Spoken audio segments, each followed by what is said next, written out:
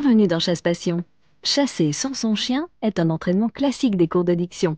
Mais le mode de chasse et la quête du gibier sont pour beaucoup liés à la compagnie d'un chien. Aujourd'hui, c'est le chien d'arrêt qui marque notre attention.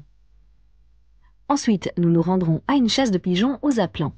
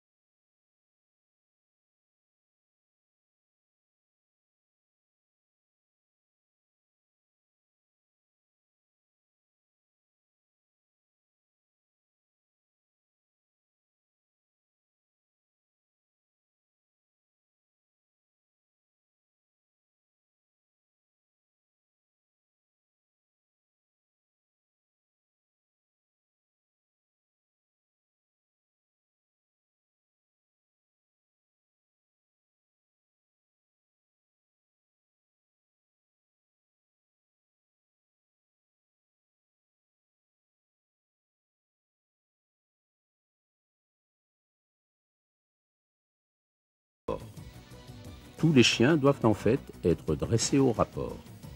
Non dressés au rapport, le chasseur est impuissant en cas de refus. Rien n'est plus vexant que de voir un chien nager jusqu'au gibier et revenir à la berge en le laissant au milieu de l'eau notamment.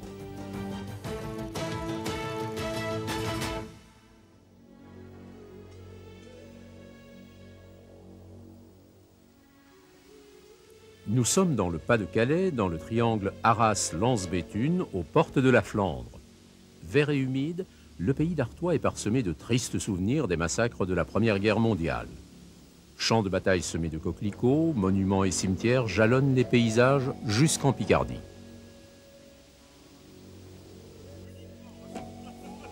Tout au long de l'année, les amis de l'association des chasseurs du bois de Vimy entretiennent jalousement leur cabane en vue de leur rendez-vous d'automne. Place à la cordialité.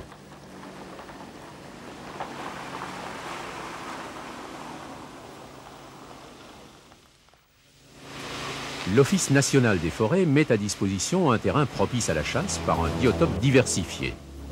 Bien que la journée soit déjà bien entamée en ce beau lundi d'octobre, il faut se rassasier, le petit déjeuner est servi à nos héros du jour.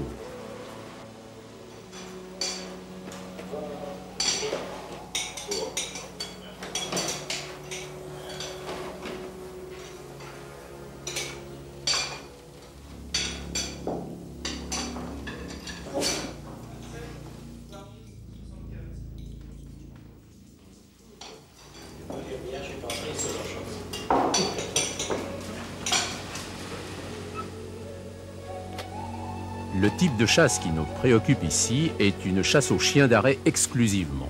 Pas de battu. Aujourd'hui, on peut compter sur ce terrain jusqu'à 12 fusils et un directeur de chasse.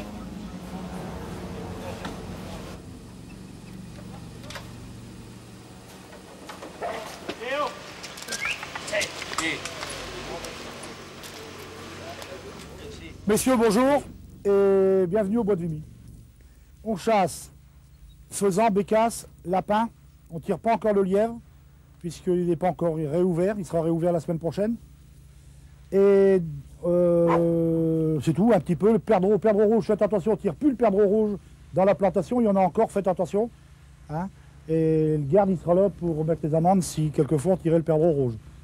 Hein. Donc on se prépare, on part à pied. En démarrant tout de suite celle sur le côté. Messieurs, bonne journée et à tout à l'heure.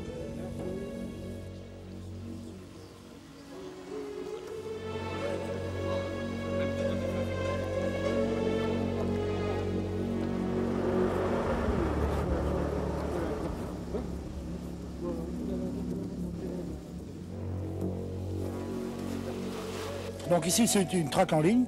On est parti donc derrière le pavillon comme on a vu tout à l'heure et on avance donc pour regrouper la majorité des faisans et pour en quelque sorte les regrouper pour pouvoir un peu avoir moins de mal pour les chasser. Donc ce qu'on est en train de faire maintenant, c'est en quelque sorte une petite concentration en ligne. Non pas en chaudron mais en ligne. Hein, on va reprendre un peu une deuxième traque et après nous allons chasser de l'autre côté de manière à pouvoir chasser agréablement. Mais il y a quand même il y a quand même déjà pas mal de gibier ici.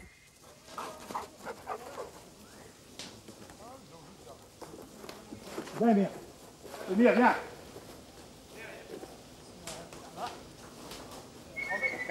Il a retrouvé ou pas?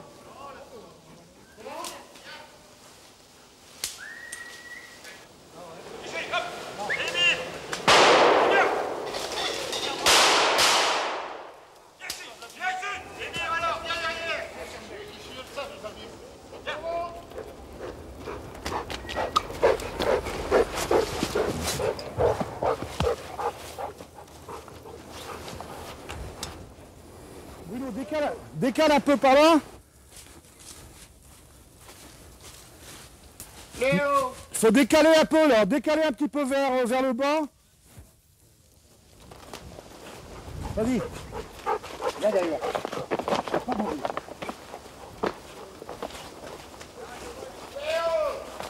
Le secteur est diversifié. Après le bois dense en forêt, les chasseurs traversent un secteur agrainé avec maïs planté et culture à gibier. Cherche après moi. Émir, rapporte. Émir, allez. Doucement. Doucement, gamin. Doucement, garçon. C'est donc des cultures à gibier qu'on fait nous-mêmes, donc les chasseurs, on se réunit tous sur les plantations.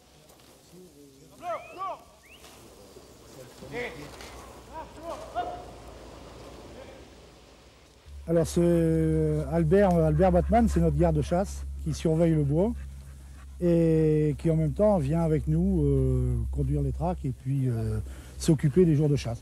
Donc c'est une personne qui est présente, qui est retraitée des houillères nationales et qui est présent 365 jours sur 365. Hein, et il est accompagné d'un autre garde qui travaille ici donc, avec Albert et qui s'occupe en même temps du bois, donc un petit peu plus le soir et l'après-midi, puisque cette personne est toujours en activité. Donc Albert, comme étant été en temps retraité, lui, il peut se permettre d'être là, et surtout au niveau de la surveillance. Parce qu'on a sur ce massif-ci énormément de monde qui se promène quand même.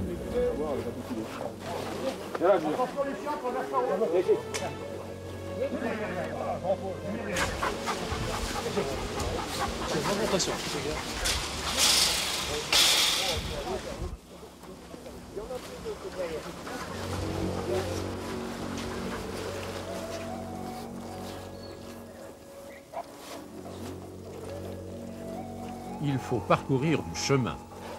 Le troisième secteur de chasse est ici une nouvelle plantation de hêtres et de chênes avec friches et ronciers, ce qui permet un bon développement du lapin. Le terrain est favorable au gibier qui peut s'y dissimuler.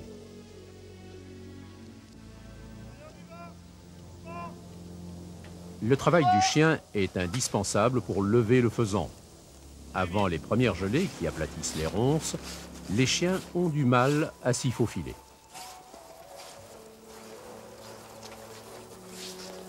Une multitude de gibiers, y compris le perdreau, tient très bien dans ce genre de biotope.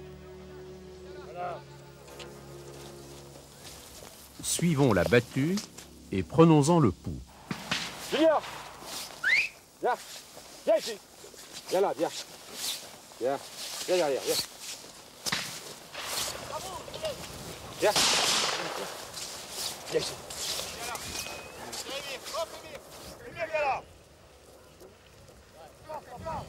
Viens, apporte, viens, c'est bien. Viens, c'est bien mon chien, c'est bien. Bien, bien, bien, bien, c'est très bien. Voilà, c'est bien. C'est tout, c'est tout.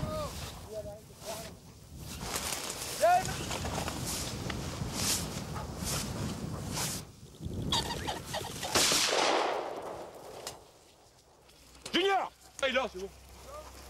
Ouais. Ouais, il était plus loin, c'est parti à patte, non? C'est bien, Junior. C'est une poule?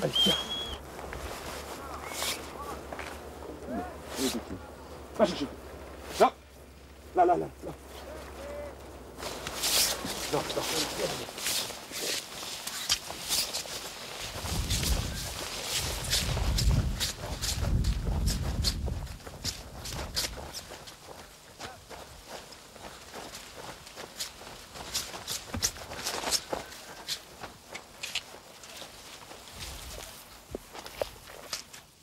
Il est parti par où? Par là ou par là? Par là. Et il court vite à pied. Hein. Ouais.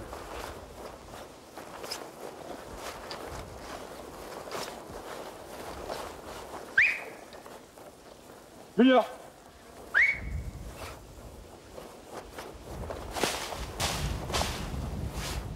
Viens là, viens là! Viens! Cherche, cherche. Allez, allez. Il est traversé là? Ouais, il y a l'arrêt, le marron là-bas, c'est là mon frère. Tiens-le, Vasco. C'est celui-là.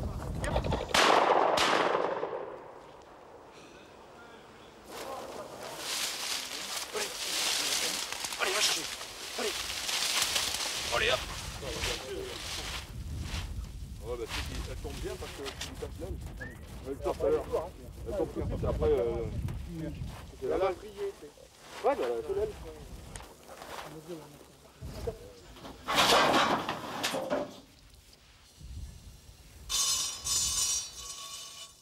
C'est des agrénoirs à gibier, donc on met du blé, et quand on met nos gibiers, le gibier prend l'habitude de venir manger là. Et ça permet de le nourrir, de le retenir un peu. Hein. La même chose derrière, donc derrière on a la réserve d'eau, la tôle qui est légèrement en biais, le tonneau il est découpé. Et puis à boire pour les chiens et pour le gibier quand ils en ont besoin. On ne fait pas que chasser, on nourrit toute l'année.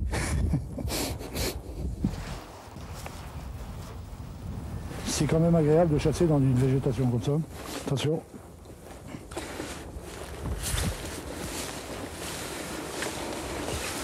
Tout ça, des grattages de lapin. On voit parfaitement ici. Tout ça, c'est des trous de lapin. Et ça, il y en a à foison partout. Il y en a partout à foison. Et c'est ce qui fait un peu le charme de cette chasse, c'est qu'elle est assez difficile, assez sportive. Et on a une multitude de gibier, y compris du perdreau qu'on n'a pas vu ce matin, mais y compris du perdreau qui tient très bien dans ce genre de culture et ce genre de biotope. Hein. Il est chaud maintenant.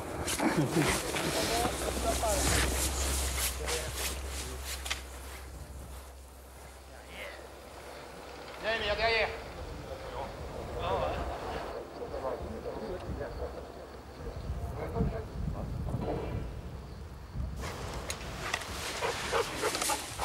Alors ça fait partie des règles chez nous. Quand on arrive en bout de traque, à la fin de la traque, c'est d'ouvrir le fusil et d'enlever les cartouches. Ça, c'est un règlement qu'on a chez nous.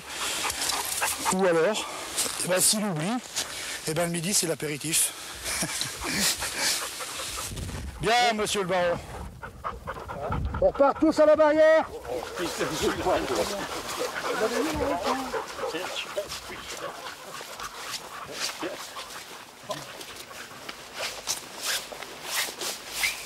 Le tableau de chasse n'est aujourd'hui pas très fameux. Quelques poules et coqs faisans dits chinois. Mais l'important, n'est-ce pas de participer?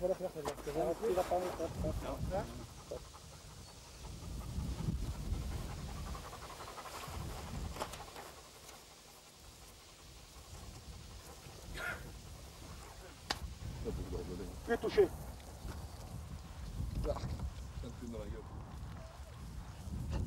Allez les jeunes. Viens, viens derrière, hop. C'est pas la barrière de corail, mais ça y ressemble. Hop, mon ami. Allez.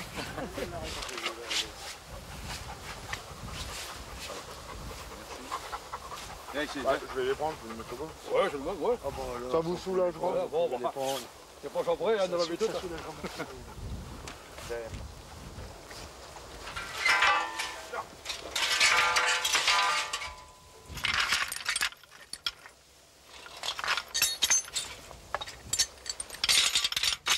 Voilà. Voler dans les plumes des pigeons n'est pas une mince affaire. Bruno Hébert et Émile Amingoal nous donnent quelques trucs et ficelles.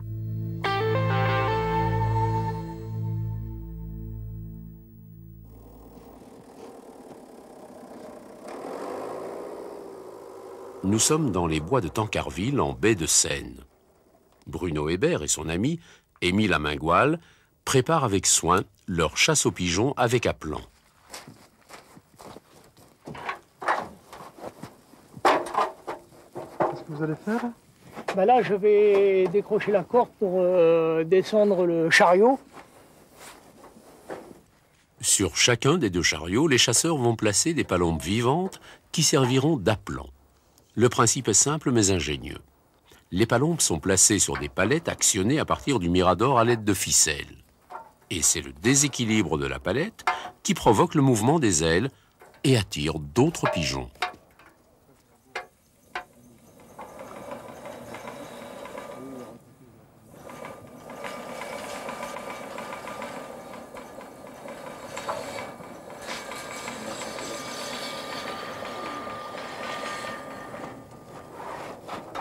Voilà.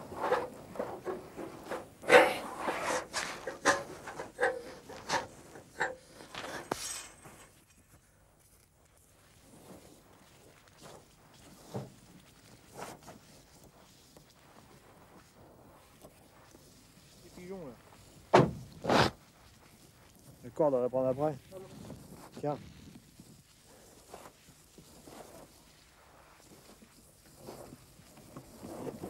Tiens, Fifi. Voilà, pareil.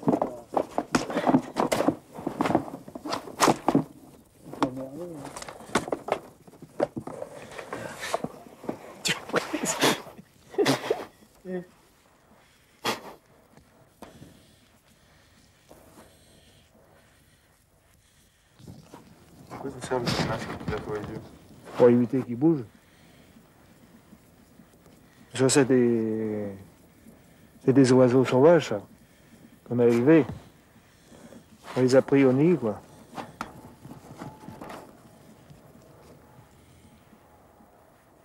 Alors ça, c'est les bracelets. Hein. C'est pour les mettre sur la palette, hein, pour éviter qu'ils s'envolent.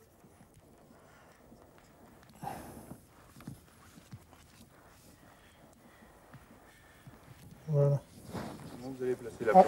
On place la plante toujours face au vent, la tête face au vent.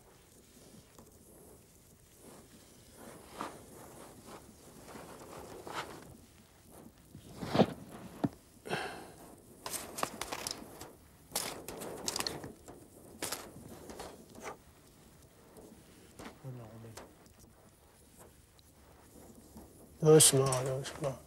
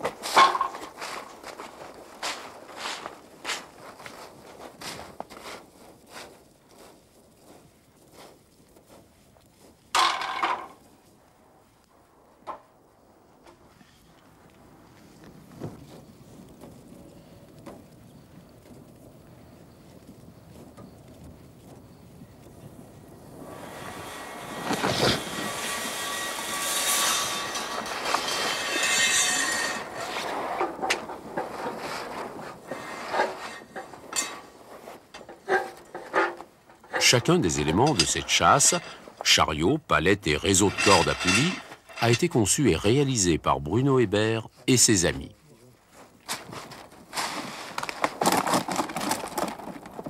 Là, c'est pas mal, ça va. C'est trop... Oui, qu'ils sont jolis, là, depuis les fenêtres. Ah, c'est quoi, les enfants.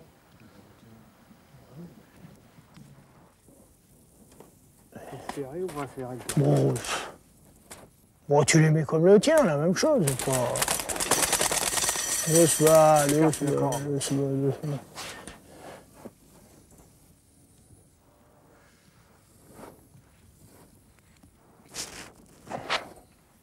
Hein? J'attire. La journée s'annonce difficile puisque le temps est couvert. La visibilité est donc réduite et les appelants ne seront peut-être pas vus. Nous sommes du reste en fin de saison et les arbres sont dénudés. Or, le mirador recouvert de sapins risque bien, lui, d'être rapidement repéré.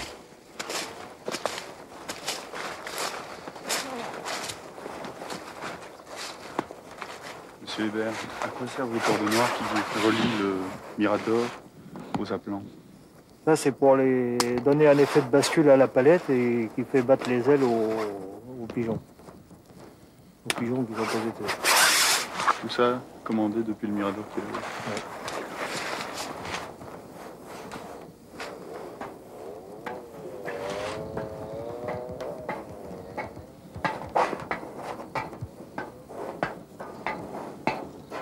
Et donc maintenant, après avoir fixé les appelants, on va hisser le matériel?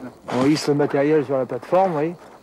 Après, il y a un réglage de tension à faire aux ficelles, de façon que quand on tire un peu dessus, que ça donne l'effet de bascule.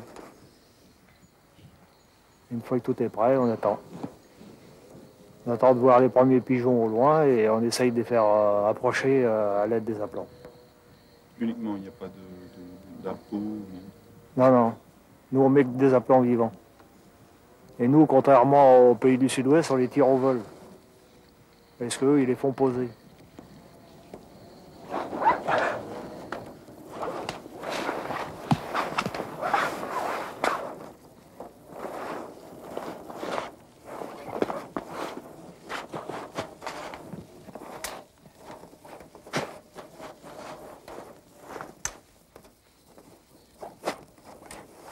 Bruno et Émile possèdent 2 appelants qu'ils placent sur 2 arbres distincts.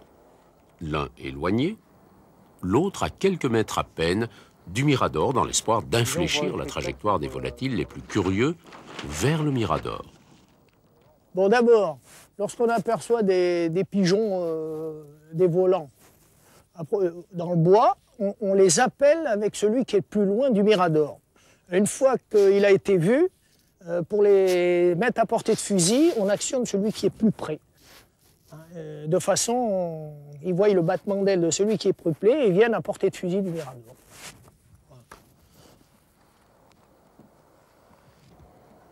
Ce qui attire le plus le pigeon, c'est bien le battement des ailes des palombes. Mouvement assez caractéristique puisque le dessous des ailes est blanc. Ainsi, la régularité du mouvement des appelants fait leur qualité. Il faut des bêtes suffisamment calmes, avec un plumage fluide.